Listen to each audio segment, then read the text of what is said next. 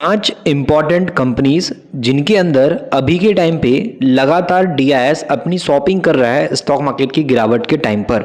और जैसे ही मार्केट के अगर आप शेयर होल्डिंग के डेटा को देखोगे तो आपको दिखाई देगा कि ये पांच कंपनीज में डीआईएस यानी कि डोमेस्टिक इन्वेस्टर हमारे घरेलू बाजार के दिग्गज निवेशक फंड हाउसेस जिसमें कि pension fund, insurance company, hedge fund, बड़े बड़े इंस्टीट्यूट सभी होते हैं जिनका करोड़ों का अमाउंट लगा होता है। म्यूचुअल फंड भी इसमें होता है। तो ऐसे में बात की जाए इंश्योरेंस कंपनीज वगैरह भी होती हैं तो ये जो डीआईएस में आती हैं। तो डीआईएस इन पांच कंपनीज में अभी के टाइम पे बात की जाए तो लगातार अपनी जो खरीदारी है उसको बनाए रख रहा है।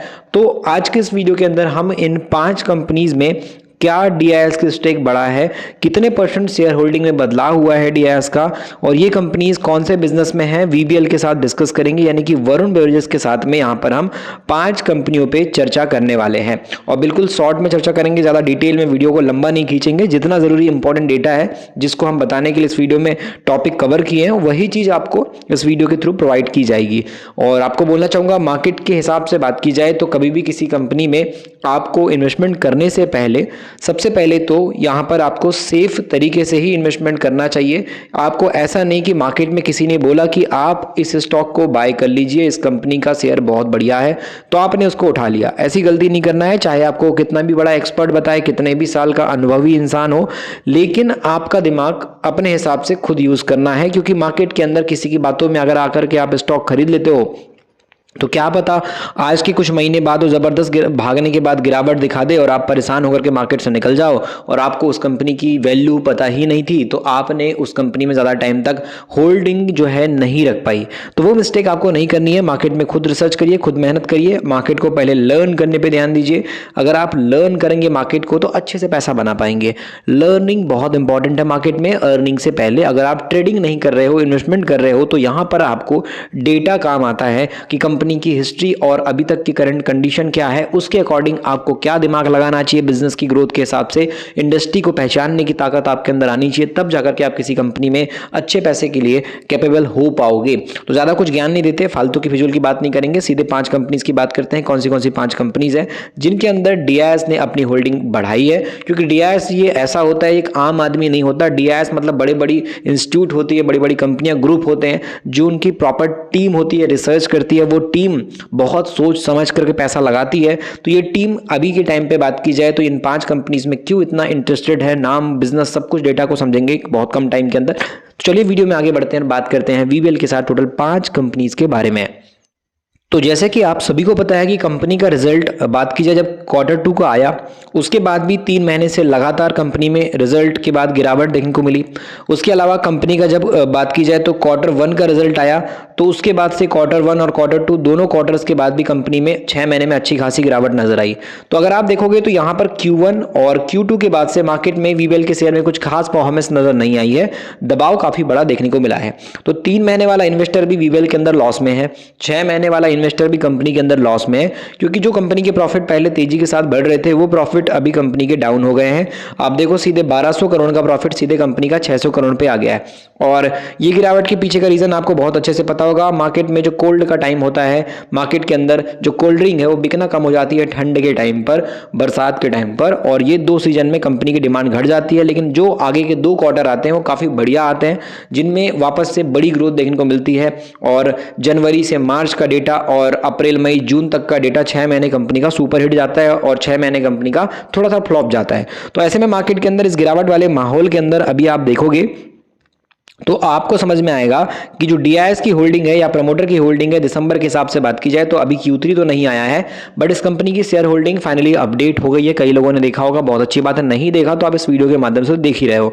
तो प्रमोटर की बात की जाए तो यहाँ पर प्रमोटर ने अपना स्टेक 62% से 60% कर दिया है, लेकिन एफआईएस का स्टेक इसमें बढ़ा है। एफआईएस के साथ साथ यहाँ पर आप देख पाओगे कि डीआईएस की भी जो होल्डिंग है वो लगातार बढ़ रही है और अब जो है 4.97% से डीआईएस की होल्डिंग 7% के आसपास, 7% के आसपास दिसंबर में हो गई है। तो यहाँ पर आप देख सकते हो वीबीएल के अंदर गिरावट जारी है, बट इस गिरावट में वीबीएल के अंदर जो डोमेस्टिक इन्वेस्टर है उसने अपना स्टेक को बढ़ाया है। बाद यहाँ पर सीई इन्फो सिस्टम्स लिमिटेड, इसमें भी 3 महीने के अंदर 14% का लॉस है और 6 महीने के अंदर 29% का लॉस है, यानी कि Q1 Q2 दोनों आने के बाद कंपनी में कुछ खास प्रभाव नहीं पड़ा है शेयर प्राइस के बेस पे। दोनों रिजल्ट के बाद भी इन्वेस्टर के हिसाब से देखा जाए तो अभी हमको गिरावट नजर आ रही है सीई इंफो सिस्टम लिमिटेड के अंदर। अगर आप यहाँ पे गिरावट का परसेंट देखो तो काफी बड़ा हो चुका है मार्केट के बेस पे, लेकिन कंपनी में अगर आप देखोगे तो रिजल्ट की डेट 28 जनवरी की रखी गई है। तो यहाँ पर Q3 के बाद कुछ खास अपडेट आती है कि नहीं कंपनी के सेल्स प्रॉफिट में, वो देखना का इंटरेस्टिंग रहेगा। तो रिजल्ट का वेट काफी लोगों को है। और गिरावट के टाइम पे बात की जाए तो कंपनी का रिजल्ट अभी बैलेंस हो गया प्रॉफिट के बेस पे 134 से 136, तो प्रॉफिट आपको नजर आएगा इसका एक स्टेबल पोजीशन पे है, लेकिन जो ग्रोथ है इन्वेस्टर को वो नहीं मिल रही है। लेकिन ऐसी कंडीशन में अगर आप दिसंबर की होल्डिंग देखोगे तो यहाँ पर आपको नजर आएगा प्रमोटर का स्टेक जितना था उतना ही है, लेकिन एफआईएस और डीआईएस के पॉइंट से देखोगे तो एफआईएस ने तो माल बेचा है, बट इस कंपनी के अंदर भी आपको डीआईएस की होल्डिंग बढ़ती नजर आएगी 5.76% से 7.14%, यानी कि सी इंफो सिस्टम लिमिटेड के अंदर भी शेयर प्राइस गिरावट में है। 3 महीने वाला इन्वेस्टर भी लॉस में है, 6 महीने वाला इन्वेस्टर भी लॉस में है। उसके बाद भी बात की जाए तो यहां पर इसमें डीआईएस इस गिरावट के टाइम पे अपनी जो हिस्सेदारी है उसको बढ़ाता हुआ नजर आया है। रूट मोबाइल लिमिटेड, और रूट मोबाइल लिमिटेड की बात की जाए तो ये कंपनी का भी आप देखो 3 महीने के अंदर जो शेयर है वो 17% तक टूटा है, 6 महीने के अंदर 23% के आसपास टूटा है। तो पिछले 6 महीने में कुछ खास डेटा इसका ग्रोथ का नहीं है कंपनी के शेयर प्राइस के बेस में। अभी अच्छी खासी गिरावट जो है रूट मोबाइल के पेस में भी नजर आ रही है। मार्केट के बेस पे आप देखो तो एक बड़ा डाउनफॉल इसके शेयर में लगा हुआ है। मार्केट के अंदर अगर हम कंपनी की फाइनेंशियल कंडीशन की बात करेंगे तो अभी कंपनी का डेटा जो था वो Q2 का काफी अच्छा आया था, 88 करोड़ से 107 करोड़ के आसपास था, और अभी कंपनी का Q3 का जो रिजल्ट है वो 28 जनवरी को आने वाला है। तो ऐसे में रूट मोबाइल की डेट भी आ चुकी है रिजल्ट की, तो इस पर भी लोगों का फोकस बना हुआ है। लेकिन मार्केट में जो प्रॉफिट की ग्रोथ है वो जो पहले तेजी से बढ़ रही थी वो ग्रोथ अभी कंपनी में जो है स्टेबल पोजीशन पे है, जिसकी वजह से इसमें भी दबाव अच्छा खासा नजर आ रहा है। इसमें भी प्रॉफिट बुकिंग अच्छी खासी चल रही है।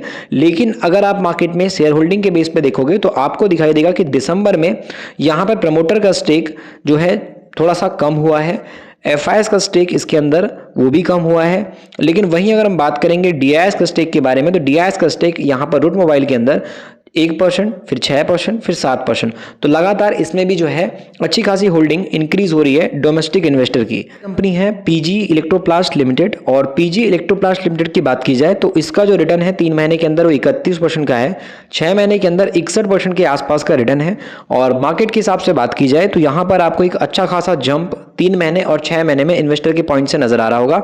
लेकिन इसके अंदर भी अभी कुछ गिरावट अच्छी खासी नजर आ रही है, और एक बड़ा करेक्शन हमको यहाँ पे 1100 के लेवल से नजर आ रहा है, और ये शेयर लगातार नीचे जा रहा है। मार्केट के पॉइंट से अगर हम बात करेंगे तो इस कंपनी के रिजल्ट की बात करें तो यहाँ पर आप देख पाओगे कंपनी का जो सितंबर का रिजल्ट आया है, दिसंबर का इसका भी रिजल्ट नहीं आया है। लेकिन कंपनी का रिजल्ट 12 करोड़ से 19 करोड़ जो है Q2 में गया था। अब देखते हैं Q3 का रिजल्ट कैसे आएगा। मार्केट के बेस पे इसकी प्रॉफिट की जो ग्रोथ है वो काफ़ी अच्छी, अभी भी अच्छी खासी ग्रोथ में नजर आ रही है, बट पहले के हिसाब से ग्रोथ थोड़ी स्लो है। लेकिन उसके बाद भी अगर आप डीआईएस का इंटरेस्ट देखोगे तो इसके अंदर अच्छा खासा बढ़ता नजर आ रहा है। दिसंबर में इसके अंदर जो होल्डिंग है प्रमोटर की वो कम हुई है पीजी इलेक्ट्रोप्लास्ट के अंदर, लेकिन वहीं हम बात करें यहाँ पर एफआईएस की तो वो भी स्टेक कम कर रहे हैं। लेकिन डीआईएस की बात करेंगे तो डीआईएस का जो स्टेक है इस कंपनी में 9.80% से बढ़ करके आपको दिखाई देगा कि इस तरीके से स्टेक इंक्रीज हुआ है। 9.80 से यहाँ पे 16.22% के आसपास हो गया है। तो यहाँ पर पीजी इलेक्ट्रोप्लास्ट में डोमेस्टिक इन्वेस्टर अच्छा खासा स्टेक दिसंबर की होल्डिंग के अकॉर्डिंग बात की जाए तो अपडेट कर चुके हैं। इसके बाद यहाँ पर अगली कंपनी है स्काई गोल्ड लिमिटेड, और स्काई गोल्ड की बात की जाए तो 3 महीने के अंदर इसमें 3.5% के आसपास की गिरावट आपको दिखाई दे रही होगी। एक अच्छी खासी गिरावट स्काई गोल्ड के शेयर में आ चुकी है। 3 महीने के हिसाब से हम देखें तो कुछ खास तेजी नहीं है और कुछ खास गिरावट नहीं है, नॉर्मल गिरावट है। लेकिन फिर भी अगर आप देखोगे तो यहाँ पे जो तेजी बनी हुई थी उस हिसाब से ये रुकने का नाम नहीं ले रहा था। तो अभी लोगों के हिसाब से देखा जाए तो ठीक ठाक पोजीशन पे खड़ा है, मतलब इसमें गिरावट अभी उतनी ज्यादा नहीं है, तो तेजी भी उतनी बड़ी नहीं है।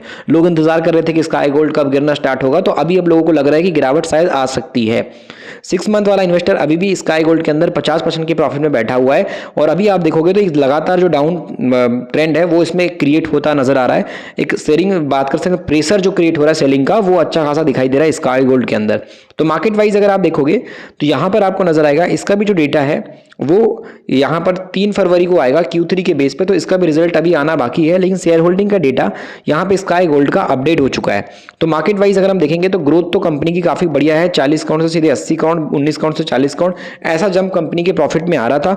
इसी वजह से शेयर प्राइस भी काफी तेजी से भाग रहा था। लेकिन अभी थोड़ा बहुत प्रॉफिट बुकिंग इसमें नजर आ रहा है। लेकिन दिसंबर की होल्डिंग के अकॉर्डिंग बात की जाए तो यहाँ पर प्रमोटर कम हुए हैं 62 से 58%। लेकिन एफआईएस के स्टेक की बात करें तो वो एफआईएस लगातार अपना पैसा बढ़ाते जा रहा है। वहीं डीआईएस की बात करें, डीआईएस इसमें 0% थे, 0% के आसपास की हिस्सेदारी डीआईएस की थी स्काई गोल्ड के अंदर। लेकिन अभी आप देखो तो पूरा यहाँ पर जो है परसेंटेज वाला जो मामला है वो बदल चुका है डीआईएस का। 0% से डीआईएस अभी 6.63% पे आ गए हैं। तो यहाँ पर स्काई गोल्ड में डीआईएस काफ़ी इंटरेस्टेड नजर आ रहा है, इसकी वजह से होल्डिंग इसमें इंक्रीज हुई है। तो मार्केट के हिसाब से बात की जाए तो ये कुछ कंपनीज की हमने बात की है जिनके अंदर अभी देखा जाए तो स्टेक इंक्रीज हुआ है। अगर हम यहाँ पे इन्वेस्टर के पॉइंट से बात करेंगे डोमेस्टिक, तो बाकी इसको हमने किसी तरीके से एडवाइस नहीं दी है कि आप ये 5 कंपनी के शेयर खरीदो, ऐसा कुछ नहीं है। हमने सिर्फ एजुकेशन के पर्पस पर डिस्कस किया है। अगर आपको मार्केट सीखना है तो आप ई बुक पढ़ सकते हो, मिडिल क्लास का स्टॉक मार्केट ई बुक, जिसमें वो सब बारीकियां शुद्ध हिंदी में लिखी गई है जो कि आम आदमी को समझना सीखना जरूरी है, जिससे कि उसकी इन्वेस्टमेंट की जर्नी काफी आसान हो सकती है और वो सब तरीके सीख सकता है जिससे कि वो लॉस कम करेगा और मार्केट में समझदारी के साथ अपनी जर्नी स्टार्ट कर पाएगा।